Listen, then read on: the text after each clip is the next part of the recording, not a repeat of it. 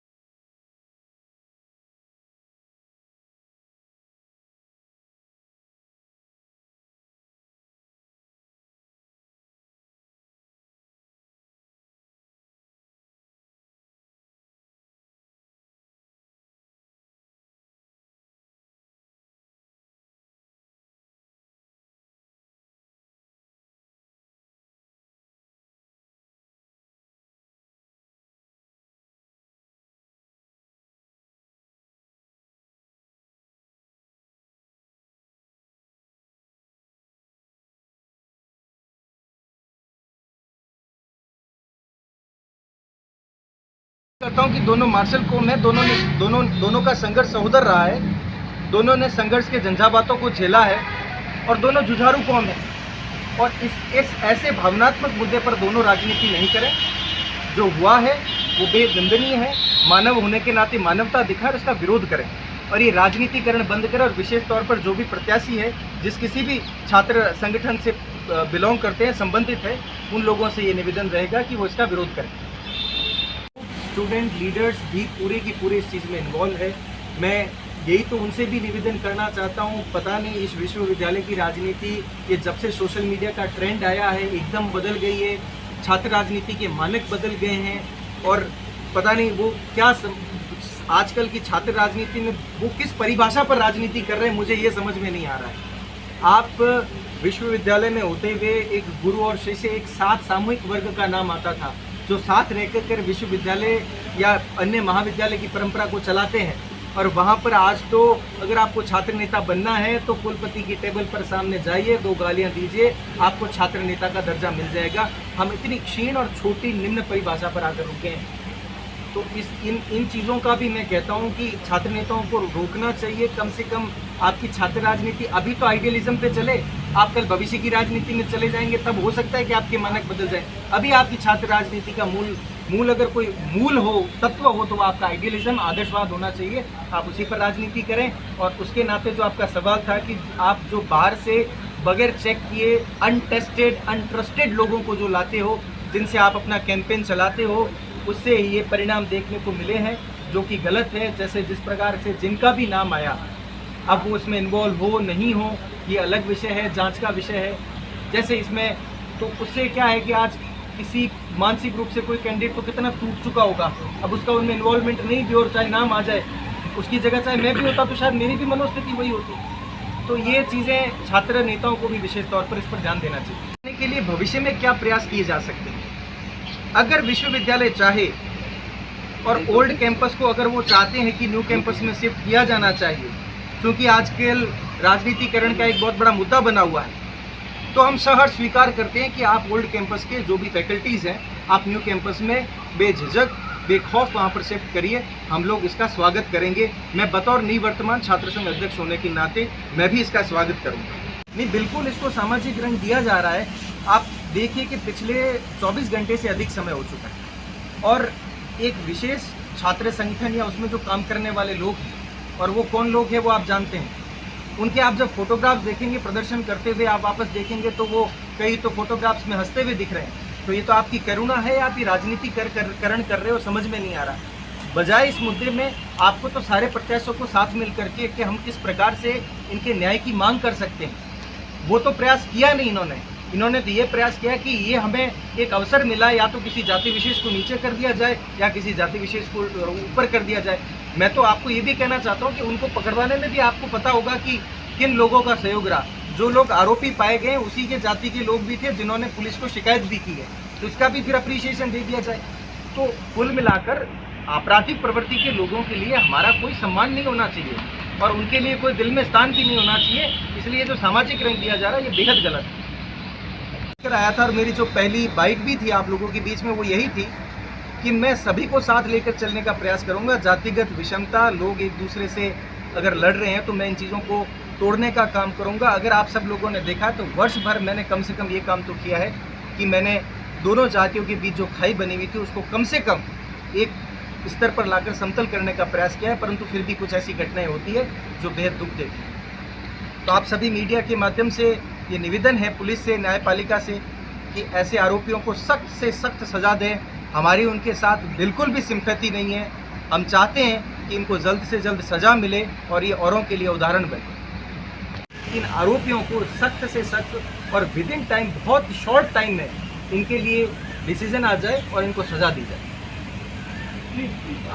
कहा आपको मैंने ये बात को तो कहा, मैंने कहा जो भी राजनीति सामाजिकरण हो रहा है ये गलत है। ऐसे ये भावनात्मक मुद्दे हैं, इसमें कम से कम शर्मसार हुई तो मानवता शर्मसार हुई, कोई जाति विशेष शर्मसार नहीं हुई। ठीक है, आप भारतीय लोकतांत्रिक व्यवस्था में जाति का एक विशेष महत्व होता है, उसको आप झुठला नहीं सकते, परंतु इसका आशय ये भी नहीं है कि हम केवल और केवल उस जाति के मानकों के आधार पर ये तय करें कि जाति इसी जाति विशेष का व्यक्ति है तो ये आरोपी और ये पूरी जाति आरोपी है। ऐसा संभव नहीं है। हमें इन प्रकार की सोच को, इस प्रकार के भावों को नकारना चाहिए, उन्हें दूर करना चाहिए। कैंपस में दिखना शुरू होंगे और प्रोफेसर्स की कुछ रिस्पॉन्सिबिलिटी बनेगी। अच्छा अरविंद जी, इसको कितना जायज़ मानते हैं कि छात्र यूनिवर्सिटी के नहीं होते हुए भी बाहरी छात्र चुनाव में ज़्यादा रहते हैं?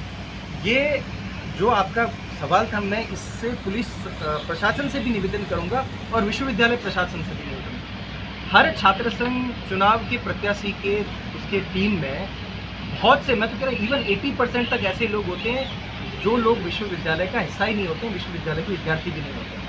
आप कल ही मैं कह रहा हूँ कि अगर कोई प्रिंट मीडिया से या डिजिटल मीडिया से आप इस मुहिम को चलाइए कि पुलिस ID कार्ड चेक करे फिर ही उन्हें प्रवेश अंदर जाने दें, ठीक है, और जिस पर उनको डाउट हो उस लोगों को रोक करके ID कार्ड उनकी फैकल्टी के फ़ोन करके संबंधित से पूछें कि ये विद्यार्थी आपका है क्या, क्योंकि आजकल ID कार्ड नकली भी खूब बन जाते हैं, एंट्री के लिए वो ले लेते हैं।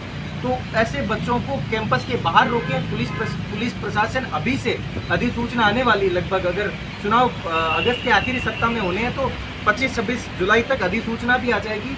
तब से लेकर के चुनाव जब तक संपन्न नहीं हो जाता, पुलिस बैरिकेटिंग करे हर कैंपस में, हर इंस्टीट्यूट में, और वहीं से कोई गाड़ी अलाउ नहीं करे और बच्चों को पैदल ही भेजे जो विद्यार्थी उसका, और उनके साथ कैंपेन में उन्हीं स्टूडेंट्स को अलाउ करें जो वाकई में विश्वविद्यालय के विद्यार्थी है। उसके अलावा विश्वविद्यालय प्रशासन स्ट्रिक्ट से ये भी निर्णय लें कि जो इनकी दीवारों को गंदा करते हैं विश्वविद्यालय की, उनके खिलाफ भी कम से कम उनको नोटिस भेजें 1-2 बार।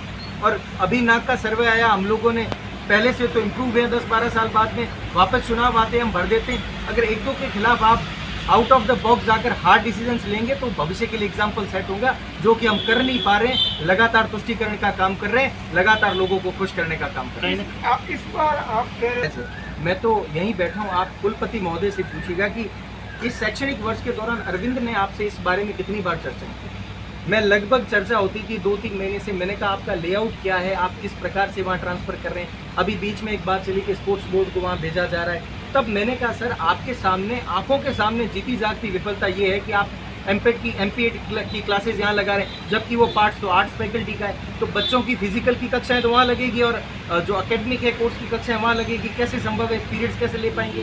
तो आपको उसे वहाँ शिफ्ट करना चाहिए। तो मैं कभी भी इस प्रकार की पॉलिटिक्स का समर्थक नहीं रहा हूँ कि आप हमें जो बेनिफिट हो या स्पेसिफिक हमें छात्र राजनीति में जो फायदा हो रहा है वो चलते रहना चाहिए। कभी न कभी ये समाप्त होगा। हो सकता है आज मैं नहीं तो आज से 5-10 साल बाद कोई आएगा, जिस समय ये जाना तो है, या अल्टीमेटली तो आप भी जानते हैं कि आज नहीं 5, 10, 8, 10 साल बाद तो ये चीज़ें वहाँ जानी है। लोगों की भावनाएं या करुणाएं इससे कितनी जुड़ी है मैं नहीं समझता, परंतु छात्र संघ चुनाव 1 महीने बाद है और जिस प्रकार से कुछ लोगों ने इसमें राजनीति करने का प्रयास किया है वो बेहद दुखदाई है।